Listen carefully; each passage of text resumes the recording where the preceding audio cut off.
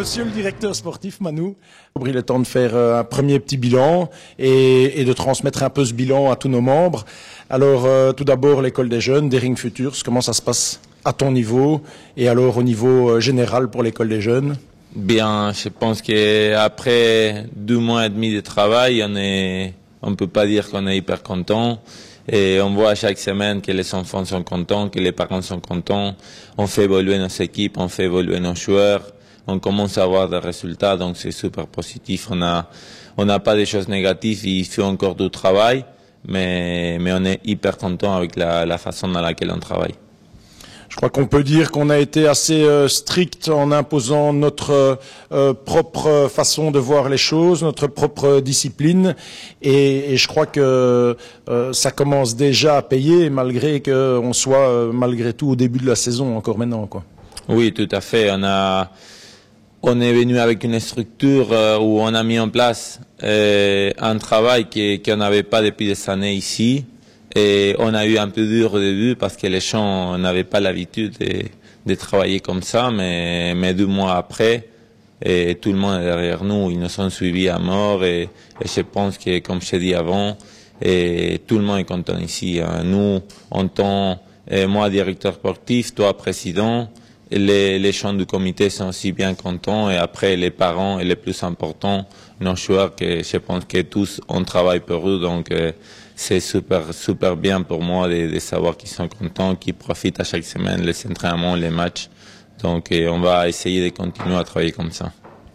En effet, je pense qu'on va profiter quand même de ce petit moment tant qu'on parle de l'école des jeunes pour remercier évidemment Luc Poplimon et les Lewis pour le travail qu'ils font au quotidien quasi pour l'école des jeunes. Ils font un gros travail. Je veux dire que l'équipe en règle générale est à fond derrière ton projet et moi je leur en suis très reconnaissant.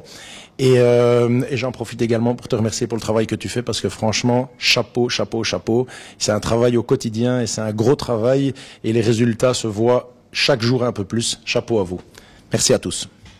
Alors, on a parlé de l'école des jeunes. Évidemment, c'était très positif. Et je pense que on a 2-3 équipes qui tournent, pour ainsi dire, tout aussi bien, si pas même mieux, parce qu'on frôle la perfection avec nos 2 équipes Fagnon. Et je crois qu'à un moment, il faut quand même bien le mentionner. Et pour le moment, on est au top. Qu'on se le dise. On est premier en dames, on est premier en messieurs avec le maximum de points. Comment ça se passe au niveau de tes équipes? Comment tu arrives à gérer cette ambiance dans les 2 groupes? Et est-ce que tu as encore tout le monde derrière toi pour la fin du championnat? Ça va se passer correctement? Dis-moi tout.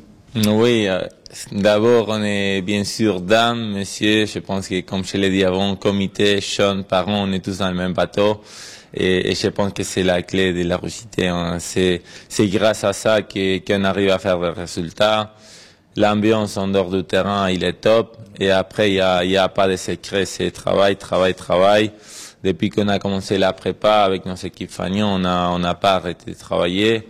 Et je pense qu'on voit les résultats, non? Je me doute pas qu'on est l'équipe qui travaille le plus à conscience aussi. Donc, c'est ça qui nous permet de gagner à chaque semaine ou presque à chaque semaine parce que c'est le cas. Pour le moment, monsieur, on a gagné 8 matchs sur 8, et même si ça veut rien dire ou si le taf il est pas encore fait, et on fait un pas pour l'ADH, un grand pas pour l'ADH. Et en dames c'est pareil, on a fait 7 victoires et une égalité, mais on veut pas penser à ça. C'est à chaque semaine qu'on repart avec l'envie de gagner la semaine d'après. Je pense que la clé est là. Je vais être honnête avec toi, moi il y a quelque chose qui m'a fait spécialement plaisir ce week-end. On a eu un match important contre le Wellington en dames, une victoire 3-2 pour nous, mais surtout on a eu 300 personnes qui sont venues voir un match dames au Daring en National 1. Comment tu expliques cet engouement?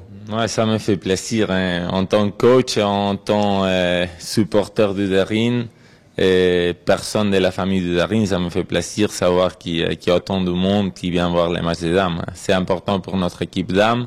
Et je pense qu'elles sont les gens qui sont là. Et ça, c'est un plus pour performer sur le terrain. Le fait d'avoir les gens derrière, savoir qu'ils sont là pour supporter, c'est un plus. Quand toi tu joues, moi je suis encore joueur. Et chez les gens aussi, je sais que les gens sont là, qui sont derrière nous, qui nous suivent à mort, donc c'est important pour pouvoir performer aussi. Alors, la famille du Dering a eu les 2 dernières semaines la visite de 2 de ses membres qui sont venus de l'autre côté de la terre pour voir leur fille et leur fils jouer.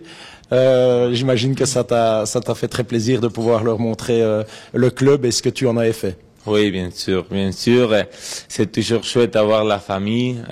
Bon, mes parents, ils me sont suivis depuis que je suis petit dans le hockey, à moi et à mes 2 sœurs.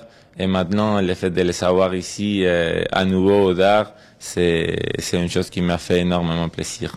En tout cas, à nous aussi. Merci Manu. Merci à toi.